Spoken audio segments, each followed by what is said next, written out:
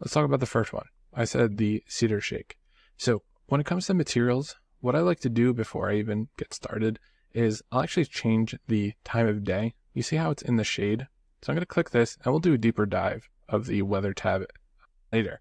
But I just want to change the sun direction so I'm getting direct sunlight on the material just so I can see it in proper light. It doesn't look too dark and so on. So I'm going to switch back to materials and I'm going to click this. Okay. So by default, I set it as this super bright green color. Any idea why I use all these bright colors? Do you know the purpose about this?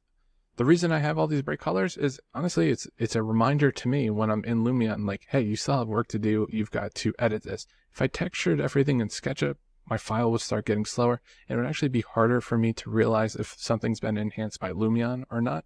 So that's why I use these bright, kind of obnoxious colors to stick out. And I apply them to every single unique material. On the roofs, you'll notice that on the roofs going front to back, they're one asset. And when they go side to side, they're a different one. And that's just so I can control the rotation of them. That way I know the ones going side to side, definitely side to side, because sometimes the mapping gets a little weird and maybe this would go front to back and that wouldn't look realistic.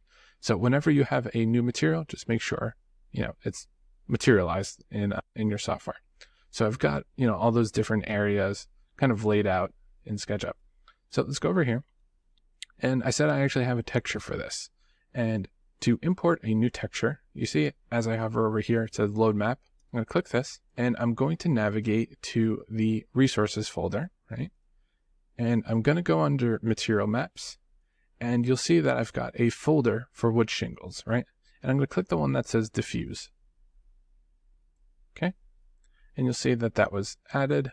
Okay. And it's super, super teeny and small, right? And so we've got to fix that. So I'm going to increase this. And what's nice is since I actually have the photo of the built project, I can kind of count and see how many pieces of shake or rows I had. So it's 1, 2, 3, 4. 4 between these, right? So I've got 1, 2, 3, and 4. That was actually perfect. But you'll notice that my offset is off. So that's actually why I was showing you that before, the UV coordinates. So let's play with this. That's going to move it side to side. This is going to move it up and down. And I'm just going to shrink the scale a bit. So again, I'm holding shift down, okay? And I'm just playing with my offsets. Okay, I've got to keep going.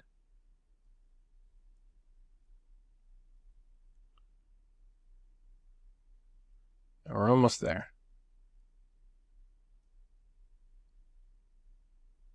Perfect. Okay, I want to make sure that seam is perfect. So let me just raise it just a little. Yeah, there we go. Okay, so that's why these are super handy. That way you can get it in the perfect spot, right? So we've got that there. You'll notice my relief channel is blank, right? So I have two options. I can load it, or I can actually have it generate a normal map based on the texture. This is super useful if you just have a material sample. Since, I've provided the material for you, I'm going to click load map and I'm going to load the one that says normal. Okay, so you'll notice that there was a bunch of depth added. So it's flat, normal, right? So I don't want to go too high. Generally with the normal maps, you don't want to go too crazy. Otherwise you get all that wild information there. So I think right around 100, that's totally cool. I'm going to go and load the one that says specular. Okay, cool. Okay. And you'll notice that I don't see any difference. Why don't I see any difference? Because of my reflectivity, right? If I increase this a bit, now I'm actually going to be able to see what's going on here. Okay, again, this is like a wood product, so I want that pretty high. It's not super shiny by any means, so I'll leave that right around there. And I don't want it to be super shiny, right? And again, it's not a metal, some metalness of 0, totally fine. So if I look at the photo one more time, you'll notice the color is off. So right under settings, I'm going to go over and just lower this. And that's going to help desaturate it. All right. So that looks much, much better. Well, congrats. That's your first material in Lumion. You can see it's really not that bad. Here, since we have the texture maps, it makes things a little bit easier. But the reality is a lot of these materials that we'll be making together, you can totally get away with the Lumion library, right? Like I said, this was a gravel driveway. I don't need to find these textures online. I can just click driveway. I'm going to go over to my library. And if I want, I could just search for gravel. And I could grab something like this. And there we go. This looks beautiful. And you'll notice this looks really good. So the reason it looks so good is right over here. This is that displacement guy, right? So remember how I said it's like it's adding geometry? So that's why this actually looks like a 3D model. So I'm going to add some of that. That way it looks realistic. Super powerful material type. But, you know, again, roughness, not that high. Again, they're rocks, so they're not supposed to be shiny. So this is what I mean. You could totally get away with a lot of these assets just using the Lumion library, not even having to search. So this is one of the reasons why I love Lumion. Super easy. So I'm going to hit Save Changes. That way I don't lose any of my work. Because if you hit that X, it's going to revert and you're going to lose everything. Like that's the worst. Let's say, for example, you did, make your own material and you're just like unhappy with it. You want to start from scratch.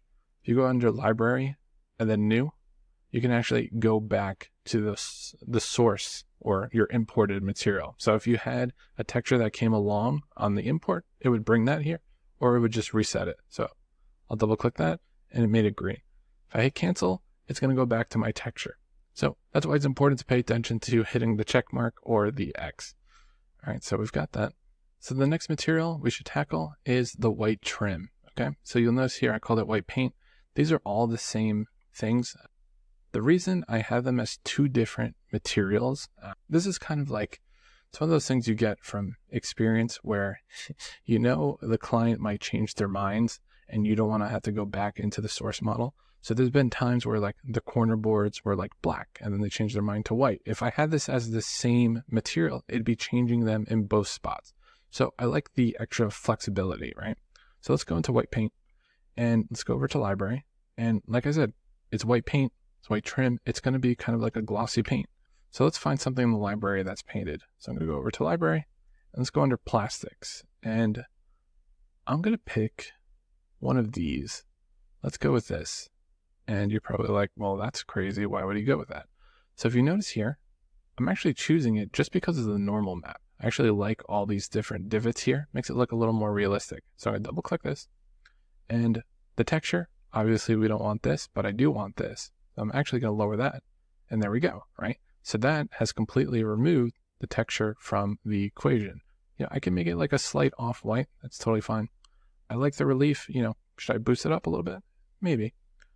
I'm going to play with the roughness a little bit, and I'm just focusing here. I want a little bit of gloss, right? We don't want a mirror finish, right? But we do want a little bit of a sheen. Okay, it's not metal, so that's off. And what am I going to do? I'm going to go over to soften edges. We'll add a little bit of that. And we'll also add a little bit of weathering.